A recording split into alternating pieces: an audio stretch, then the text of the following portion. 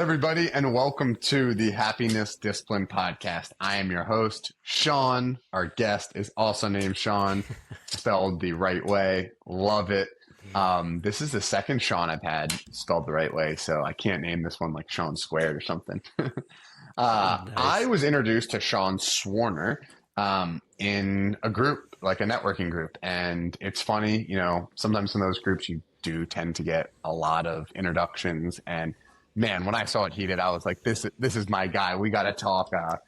He has an absolutely incredible story. He lives life to the max, and I am honored to be his friend, to have him as a guest on the podcast.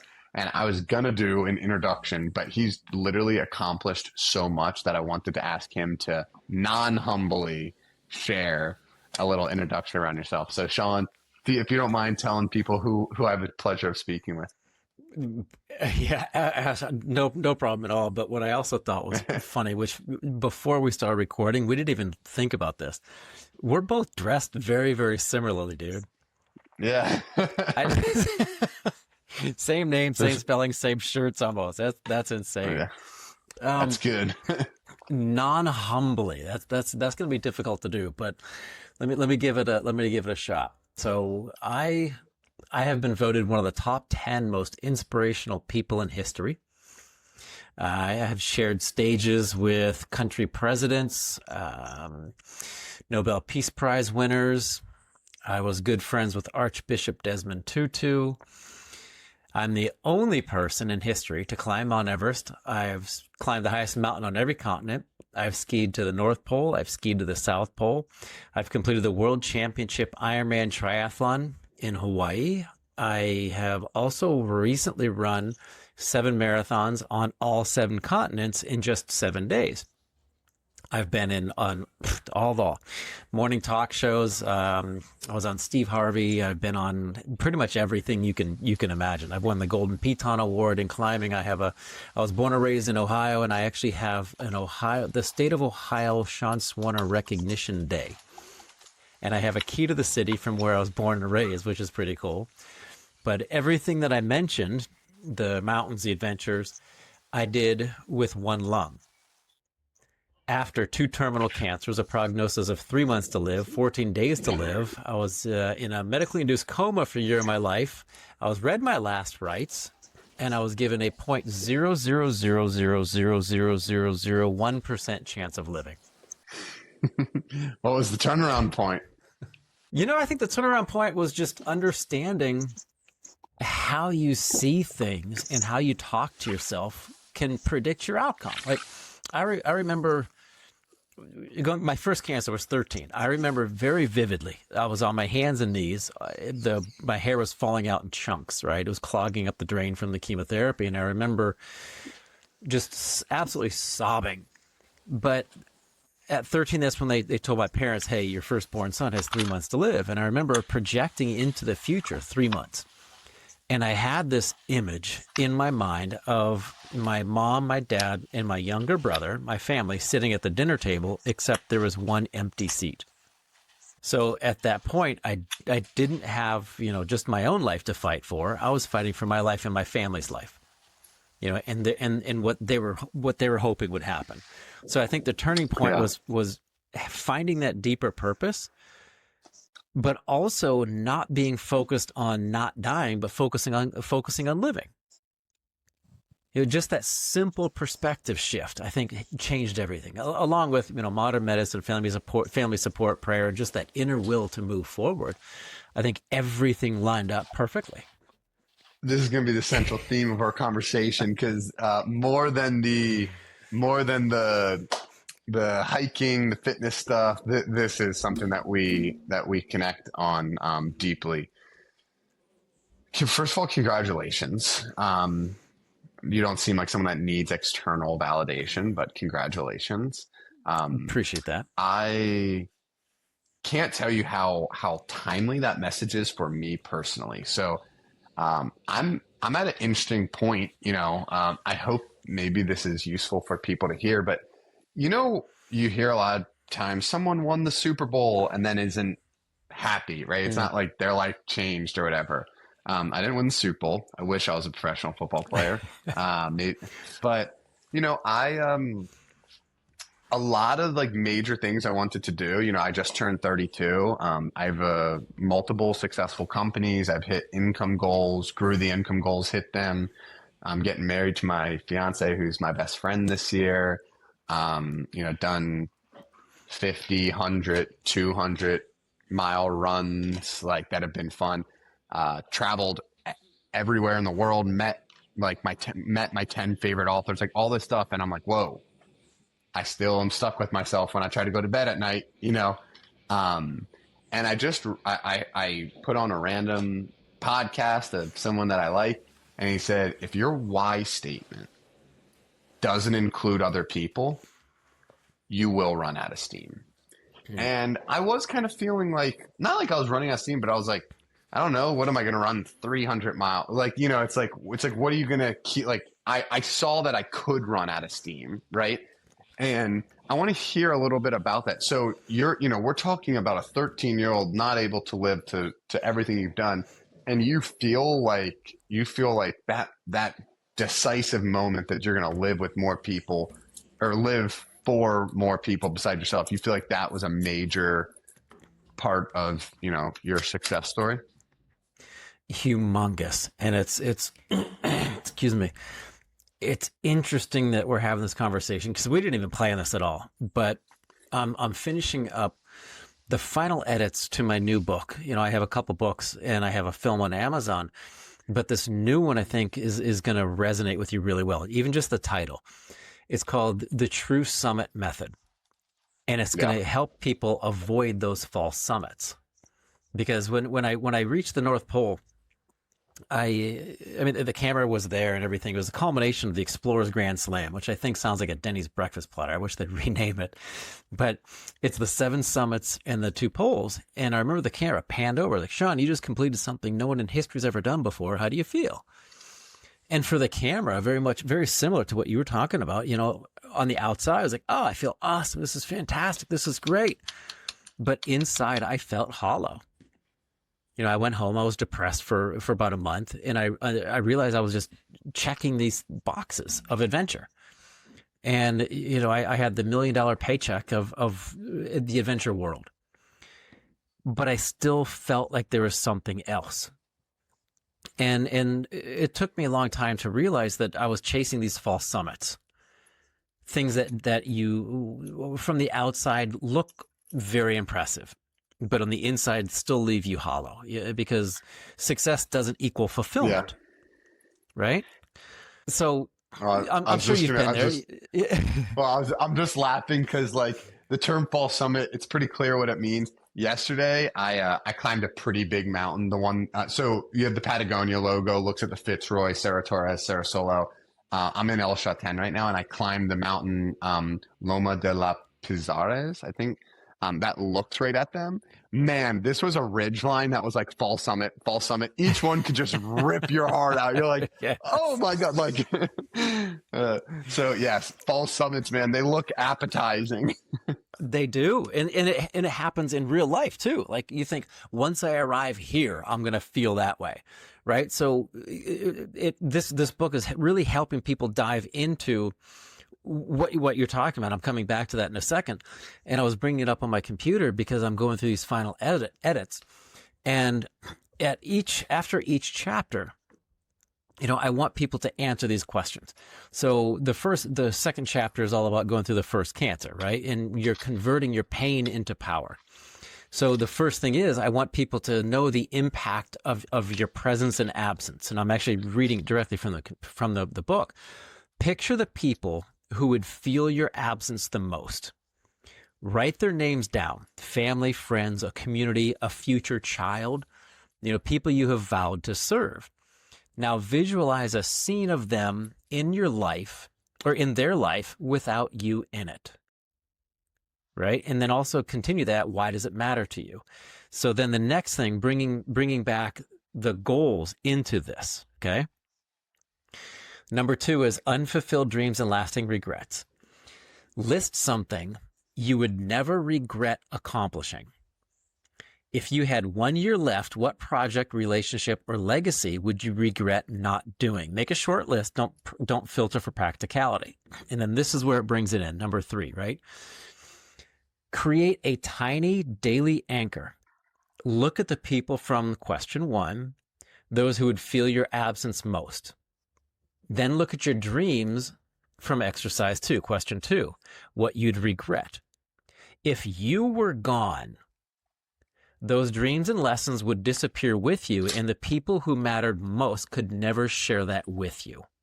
Your goal from above can be something you want to live for someone else. So once you start creating that connection, you're removing the ego, and you're doing it not necessarily for other people because you want it as well. But when you have that deeper connection to your why, to other people, it makes the end result so much more valuable and so much more meaningful. Man, you got me choked up a little thinking about the people that I try to serve in my life, or that I'm, my family, stuff like that. You think about with them without you. The theme of my last podcast, I mentioned I had one right before this, Sean, was doing like the simple things. And again, even that sounds cheesy to say, right? But the difference between hearing you say that and be like, oh yeah, man, my family without me would suck. And like write it down and sit it and hold that piece of paper, that journal to your heart, and imagine your fucking parents crying with you not there. Like that'll give you some meaning real quick, Absolutely, man. It's amazing. And I appreciate you doing that, because it might sound simple to some people, but it's very profound. Absolutely. I mean, and most people don't even think about that. So, the continuation of that is your goal from above, create one small action you will do every day for 30 days, connecting the two. Something bringing your dream to life and having them be a part of it. It could be dedicating a workout to a specific person and sending them a quick text saying, hey, today's miles were for you, or record a 60-second video memo each evening about what you learned and save it for them to hear one day, or, whatever it might be.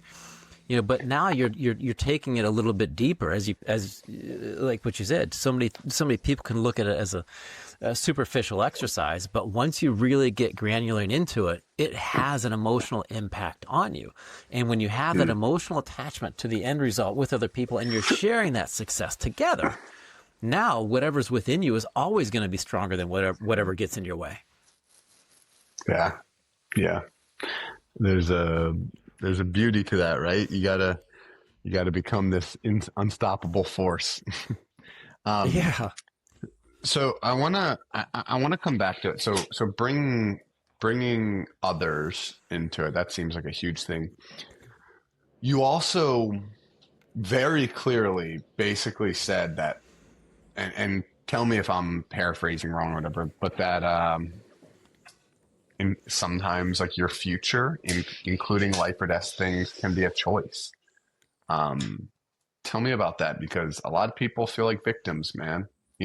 I think victim mentality, that's probably like a little overused word, but a lot of people feel like life's happening to them and they have no control.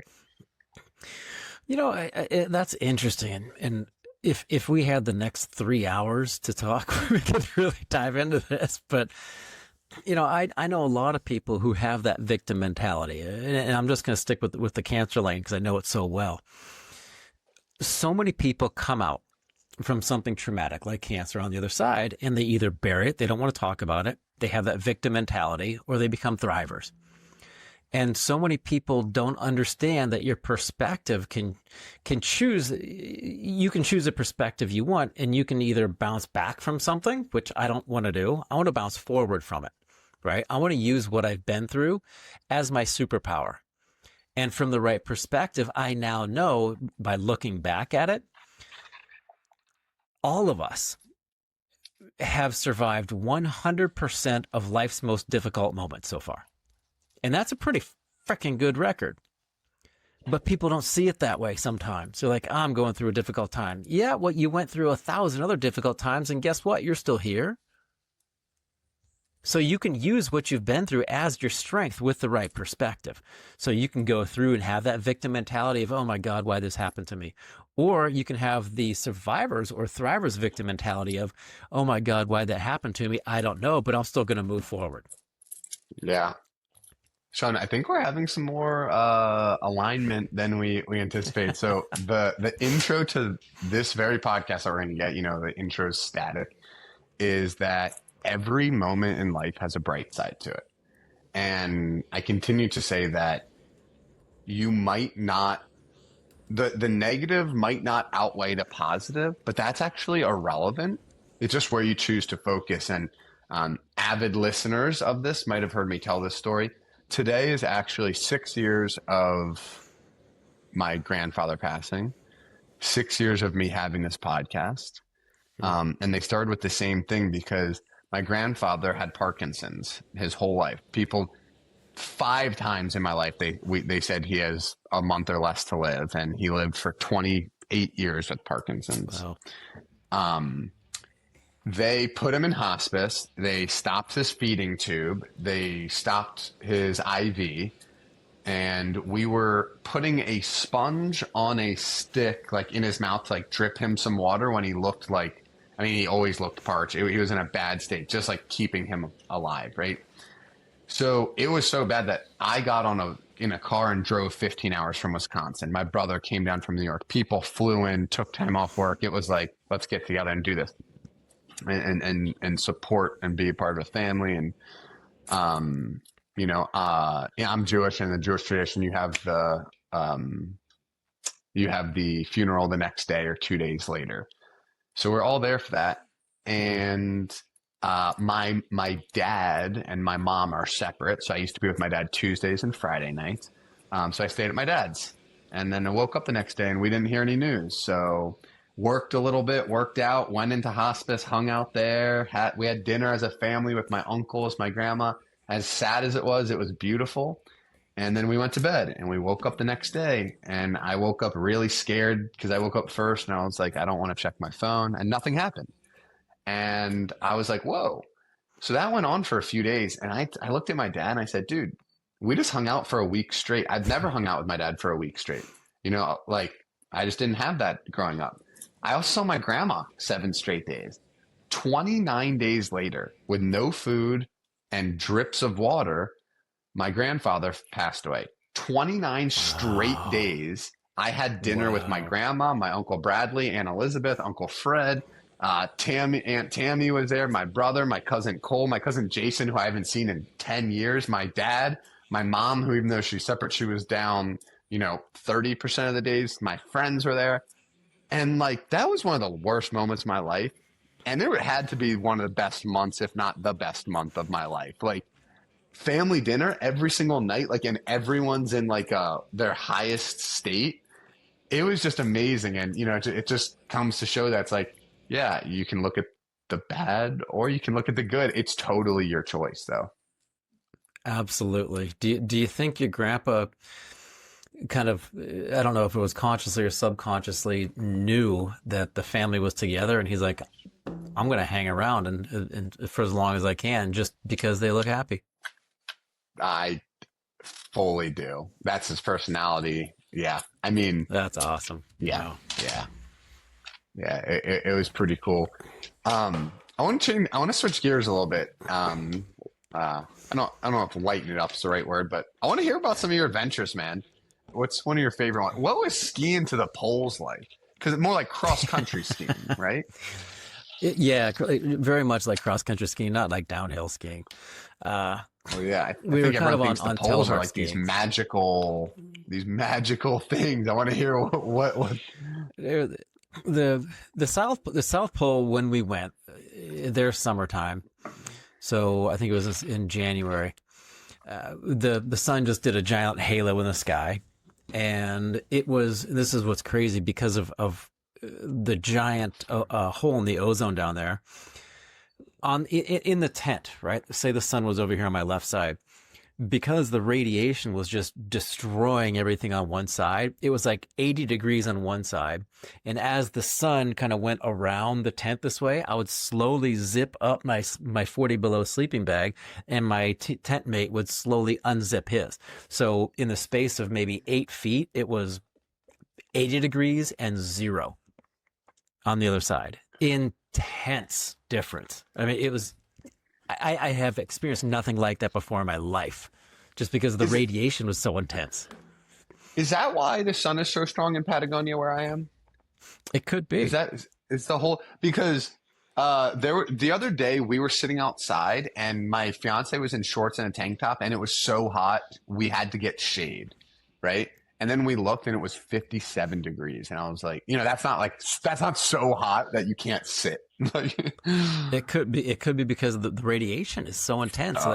And I've been told by some people a lot smarter than me that the ozone hole just kind of moves around. So maybe it's blank, okay. It's missing it there right now. This morning was 48, sunny as could be. And I was working out, but I was working out shirtless, dripping in sweat, sunscreen on. I was like, it's weird. Yeah. Okay. So the pole, the South Pole, and the crazy thing is, there's a building down there. It's called the South Pole Research Station, and they gave us a tour when we got there. And they also, as we were walking by, I saw this arts and crafts room. Right, uber intelligent people. Also a little weird because if they're going to spend 6 hours of sunlight and 6 hours of darkness in a place, there's something's missing. So as we were walking by, I saw this arts and crafts room, and I look in there thinking I'm going to see macaroni necklaces or something, right? But they were making motherboards for computers. Right? That's what they do in their off time. So they're off the charts intelligent. At the North Pole, when I got there, there's no marker, there's no planted flag, there's no jolly chubby guy in a red suit. There literally is, right? There is literally no differentiator between the North Pole and the past 10 days that took us to get there. The only way we knew at the North Pole was because of a blinking light on a GPS. So when I finally arrived, I'm just like, very much like a false summit, I'm like, this is it? Yeah.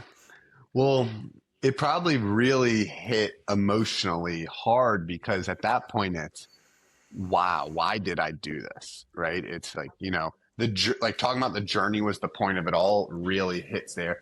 It's funny. I just did the W Trek in Patagonia. So in Torres del Paine National Park, there's a W Trek. The reason it's called W Trek, you basically have two big mountains and you go up the right side of one, down, up the valley in the middle, and then the other. And you get up these 3 good valleys, each one really good point. And it was stunning the whole time, not just the viewpoints, but very, very hectic with a lot of people. Like the run I did yesterday is more my style. I saw 0 people. First person I saw was Emma when I got back. Lots of people. So I kept thinking, do I want to do more of this? I think about that a lot. Like when I do anything, especially something that takes 5 days, some money, some coordination. Is this what I want to do more of? And I don't know is the answer. I loved being on my feet. It was one of the most stunning scenery I've ever seen. But it was all payoff versus yesterday. I ran for 2 hours in the dark under the moon and the stars, and like that was amazing. Cool. And then I saw the sunrise come up, and then I'm sitting on the edge of a cliff watching the sun hit the mountains at the top, and like it wasn't like, it was beautiful and more like the peak wasn't the end, I guess is a point. Like the journey was the point of it all. And I have a friend that his outdoor adventures they're more about like the exercise to get there, and not like fitness exercise, like the activity to get there, and like if we're climbing, how are we climbing, not just getting to the top, right? Mm-hmm. And I don't know, it's been a very interesting thing that's been challenging me, I would say. I mean, it sounds like a beautiful trip, and that's one place I haven't been, but I've always wanted to go. I want to take my wife down there. Uh, Speaking of, I proposed to her at the North Pole on a satellite phone, which is pretty cool. Um, That's she's awesome. she was born and raised in San Juan in Puerto Rico, so we did the calculations. It wasn't difficult to do. It was like almost minus 100 at the North Pole. She was in almost 100-degree temperatures here in Puerto Rico. So you do the quick math. There's a 200-degree temperature difference. But the funny thing is, like when I called her, because it was on a sat phone, right? So it would bounce up and down. There was a long delay. I asked her to marry me, and I'm sitting there because I'm waiting for her to respond, and there was this One, long delay. And I'm like, shit, should I not have asked her? Like, yeah, in person, like, when yeah, right. I didn't get that. I have a funny proposal one, but when I called Emma's dad and I said, hey, I want to ask for Emma's hand in marriage, he was like, oh, he was excited. He goes, I'd like you to ask Michelle too. And I was like, hey man, not a time to upset, Emma's dad. So of course, right? I call Michelle, and Michelle has a hearing aid in, and she hears pretty well, but she does have hearing problems. And I asked her, and I said, Michelle, I have a question for you. And she goes, what you got, Sean? And she like wasn't expecting this at all, right? And when I asked her in just like a very normal tone, she goes, Sean, what? And I was like, I wanted to ask if I could marry Emma. Like I was like all awkward. And then she goes, Sean, what? And now this time I was like, she's pissed. I was like, she's pissed. She heard. She obviously heard. But no, she just didn't hear. It was, oh God, it was so funny. That's funny, man. 10 freaking days of skiing. Yeah, 10 days. But again, I mean, it was definitely worth it. We saw huge open leads is when the ice cracks open and you can actually see the water. So if you look at let's compare the South Pole to the North Pole. The South Pole is a continent, right? You get to the South Pole, there's like 2 miles of ice underneath your feet. At the North Pole, it's like the world is a gigantic glass of water, and the polar ice cap is like the ice cubes floating in the glass of water, right? And they're constantly moving and shifting. So if you take the glass and you kind of swirl it around a little bit, that's what happens with the currents underneath the ice pack. So one day we skied, I don't know, like 8 miles north, we set up camp. And while we're sleeping, you can hear everything moving underneath you, like this deep resonant splitting of ice and cracking and stuff, right? And we woke up, the currents shifted at nighttime, and they pushed us back 5 miles while we were sleeping. Stop. So we had to wake up, and we're like, we have to go 5 miles literally to start where we went to sleep. Hey man, Like, it's outdoors are gritty. Outdoors are gritty. That's so cool. It's so cool to have the experience that, is mystical to others. And while we're talking about mystical, I do a lot of studying of like Dr. Joe Dispenza, and he uses the word mystical experiences quite frequently. And, he's talking about manifesting, what you want in life. And that's what I feel like we're doing, when you're talking about like living life. I want to ask, you've been confronted with some tough news, like just no doubt about that. Everybody is self-centered to some point. So whether it's a bad email about a client or a freaking death sentence, it might hit similarly as hard as that is for someone like you to believe that has been hit with it. What if you have one tip of like, man, you feel like you have no way out, what do you think like the best tip is for getting your mind right? When I was going through my cancers, the first one, 13, I remember I visualized myself as this tiny microscopic spaceship that was in my chemotherapy drip bag. And I remember picturing in my mind, so I was going through a horrible experience, but I visualized myself inside my body, zipping around my veins in this little spaceship, shooting missiles and laser beams at the cancers. right? Like killing it in my mind from the inside out. But I'm also 13 years old, so I had this crazy imagination. Fast forward to when I was going to be doing Everest. Every night I went to bed when I was training, I would visualize myself on the summit, and I would smell the ozone. I would hear the styrofoam sound of the snow crunching under my feet. I would feel the sun's radiation on my face and use every sense as I possibly could. The key component that most people miss when they do vivid visualization is the emotional attachment of how you feel when you cross that proverbial finish line. Because to them, it doesn't become real. So if you're going through a difficult situation, you can't see the light at the end of the tunnel, just close your eyes, take a couple deep breaths, essentially center yourself, and take your mind somewhere else. When I was going through the treatments, I couldn't go somewhere else because I was bedridden for weeks. I mean, there's a whole year of my life I don't remember. But whenever I had those treatments, whenever I was physically in a difficult situation that I couldn't remove myself from, I always could go somewhere else up here. And it was always focusing on what I wanted and what it meant to me. And I think that's probably the biggest key I can share with people. Sean, that's pretty special, man. It really is. And, you know, I think it falls into the simple but not easy category, right? But that doesn't mean don't try it, don't do it, you know? Just like anything, practice. Yeah. You know, and when you visualize, you might not be able to get the actual picture in your mind, but just the process of thinking about it and putting your mind in that direction. I actually want to end on that. We just had someone that lived, you know, 10 lives in one after he was told a million times, you know, you're down and out, you're down and out.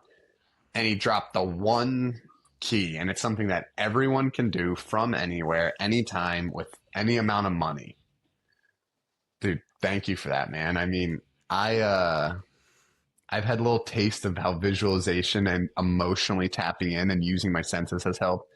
But like I saw it on your face. You're like, I feel the sun on my face. Like absolutely. For anyone out there, if I could interpret what Sean just said, this isn't, oh yeah, I'm on top of the mountain. This is deep work, like probably meditative practice, journaling, like probably alone time, like takes more than 30 seconds.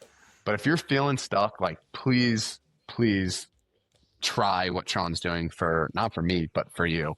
Thank you, Sean. I appreciate it, man.